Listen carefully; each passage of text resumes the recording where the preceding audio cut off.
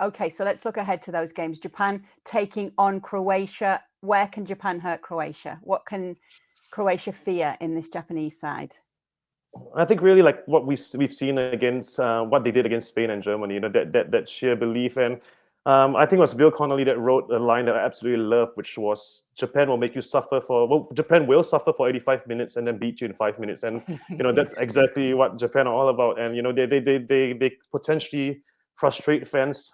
Again, the game against Costa Rica where they should have been dominating, they completely just sat back against a team that was hitting back. So that was absolutely frustrating to watch. And then they go ahead and beat Germany and Spain with quick fire goals again. So I think that's one thing Croatia will have to be wary of, that they could be lulled into a false sense of security, thinking Japan are sitting back, and then they go boom, boom, Ritsu Doan, Ao Tanaka, Kaoru Mitoma, these kind of players that can really hurt you. So I do think Croatia will still be favorites just because, they are the runners-up from the last edition. You can't disregard that completely. But the spirit that Japan have showed to, don't forget, those 2 wins weren't just 2-1 wins. They will come from behind 2-1 wins. So just basically there's this Japanese spirit they're harnessing. They're called the Samurai Blue, and there's a real warrior spirit with this Japanese team that could really prove hard to beat. So on the other side then, they have to face Brazil, South Korea, a massive matchup for both, of course, but clearly on paper, at least Brazil are the favorites. What do you think South Korea needs to do in order to make sure they get something out of this game?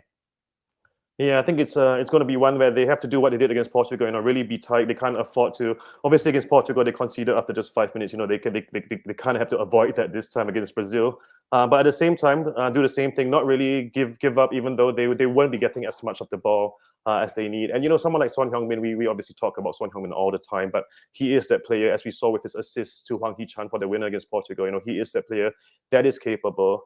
There's Jong Woo-young, Hwang In-beom in the middle of the park. Now those 2 guys will be really important in Korea not going to expect to dominate possession or proceedings, but just making sure Brazil don't get too much time on the ball to really start moving it around left to right and really try to find spaces in the South Korea defense. So I think South Korea are going to have to keep it tight. But again, I think the benefit for South Korea as well is the fact that they really have nothing to lose. I mean, the pressure will all be on Brazil. Brazil are missing a couple of injured players. So South Korea do have to go in believing they can do it. And again, with 90 minutes, maybe extra time, maybe penalties, it could be anyone's game, especially during a knockout format tournament. So I agree that South Korea will be the underdogs in this one, but there's every chance they could pull off an upset. I think every World Cup, there's always one major upset waiting to happen.